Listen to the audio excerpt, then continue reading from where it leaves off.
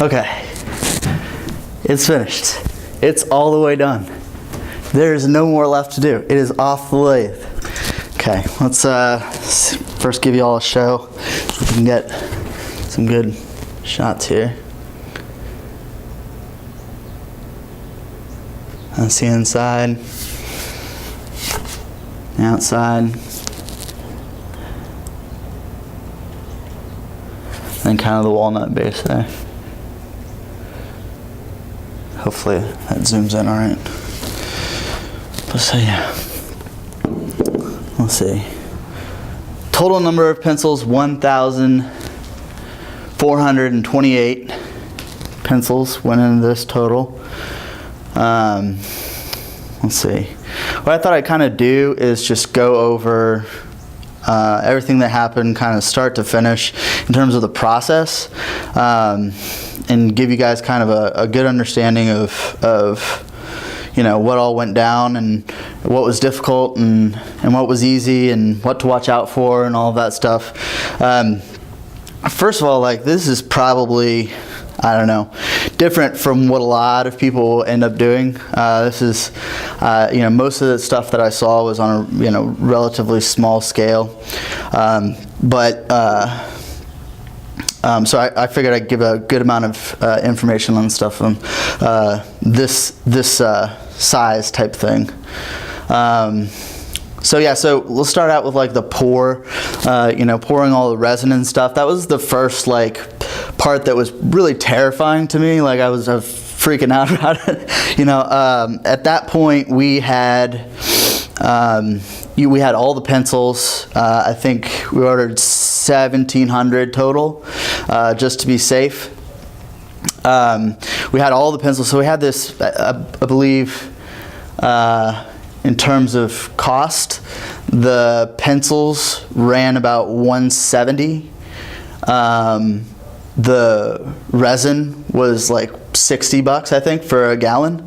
The tube, the big concrete mold that I got, was $15 at Home Depot, and the Gorilla Glue was $6 to kind of seal the tube to the bottom of the walnut, or the top of the walnut base there. And so just that, you're looking at like $251, you know, pre-tax. And so so it was like, you know, at this point where like as soon as you pour this thing, you can't go back, you know, like once it's poured, you know, that's it. But it really ended up being not bad at all. You know, it's one part this, mix, stir the crap out of it, and then pour that jammer in there. I think we did it in batches so that if, you know, for some reason it, you know, filled up or stopped drinking, we could easily have you know, a second and a third batch to follow after that. In terms of the pencils will start rising. It's really weird, like they just start floating. So I took a piece of MDF and cut it into a circle and tamped it down, and put like a big thing of like detergent on top of it or something like that, and it worked fine. Mounted it up, started turning it, and pretty much right away, you know, you start realizing like, oh crap, like this is going to be an ordeal. And so in terms of like, I guess tips and so on and so forth. First of all, I guess it's a good idea, I think anyway, to pick a tool that works best for you. Probably my number one time waster was thinking that, oh, maybe this tool over here will work better. Oh, maybe this tool over here will work better. I mean, and it was good to try those things, I think. I don't, you know, regret that. But I do regret trying them and then being like, going back and forth, because your brain just can't like understand how like hard this crap is. You just can't conceive of it because, you know, turning wood is like 1,000,000 times easier and faster and all of that stuff.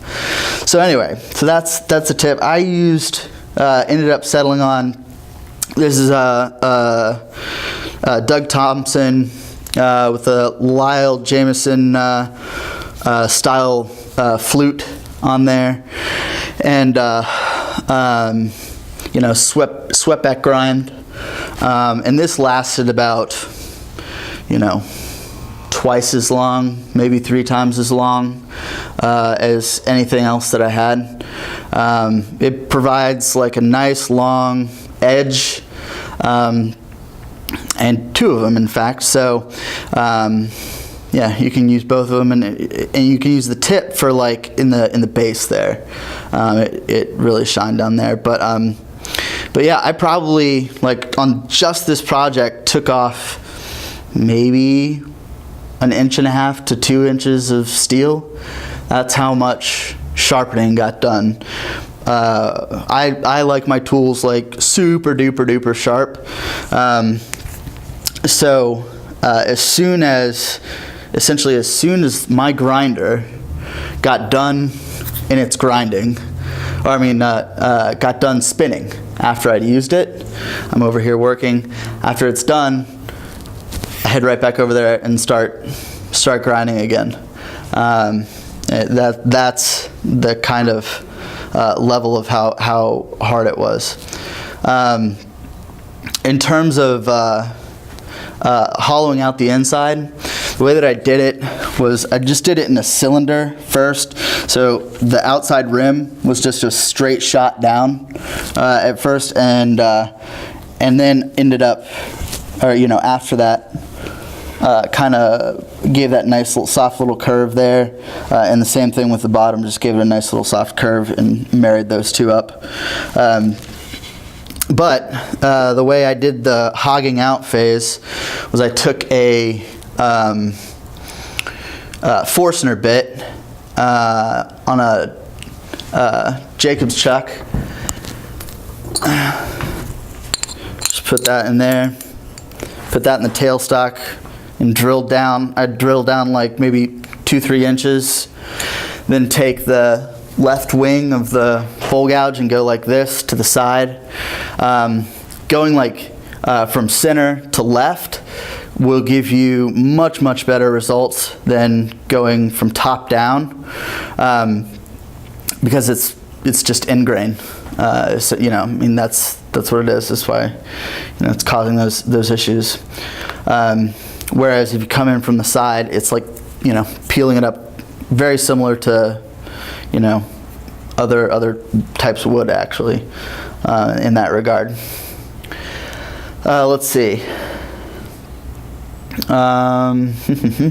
In terms of like, I guess, daily, you know, schedule with this type of thing, it was really strange, but like the going is so slow that you really have to kind of just change your mindset and your expectations.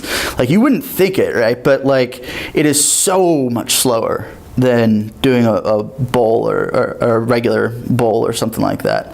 That every single day, you know, I just kind of had to, like, you know, relax and, you know, mentally prepare myself and that type of thing. Like, that was the level that it got to of like, okay, you know, like, it's, you know, I'm not going to get very far. Let's just prepare it, you know, for the entire day.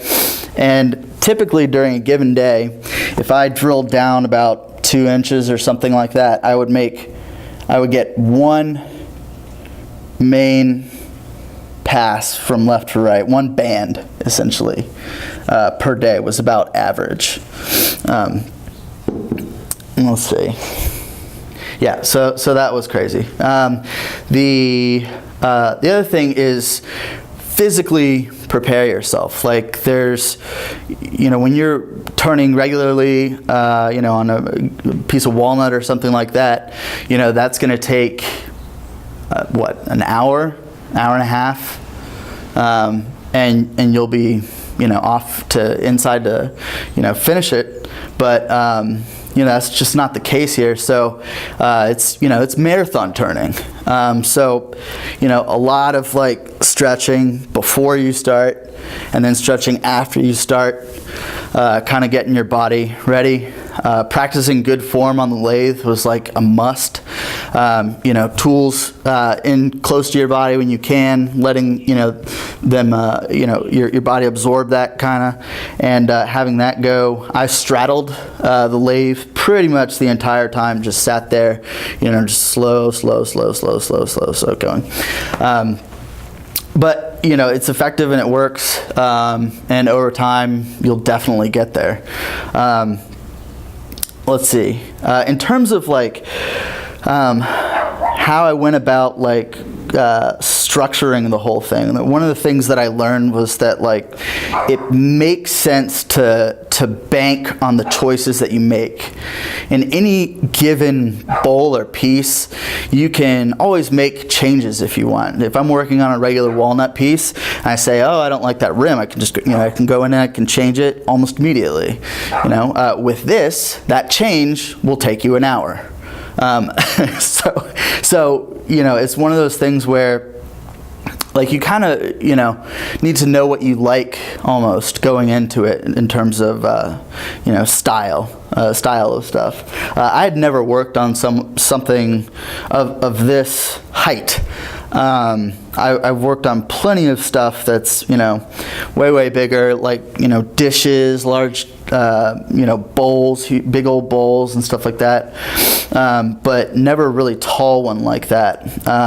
And it's kind of cool what you get to. I mean, the shapes that you can make, especially on the inside, are pretty amazing. And I'll definitely try some of the taller stuff. I think it's mostly because like when you're cutting up a log, it's more if you can get two pieces out of a half of a log, let's say, and with this you may be only able to get one, just because of the height. Speaking of the height, this was 11 inches by 8 inches tall. And I think when it first started out, like when it was just round, I think it was like 11 and a half or something like that. But yeah, the total number of hours, just in case you're wondering, is 52. This took 52 hours to make. But so yeah, I think that's about it.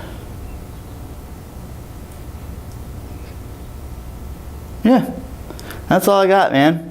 I hope you guys enjoyed watching. I hope you guys enjoyed following me along on this one. I know I enjoy. This is the first one that I had filmed, so I'm happy to kind of have it done with. But also, if you have any questions or comments or anything like that, feel free to I don't know if my email's up there on YouTube. I don't know. But if it's not, in the comments section, feel free to, say whatever, and I'll try and get back to you. Have a great day.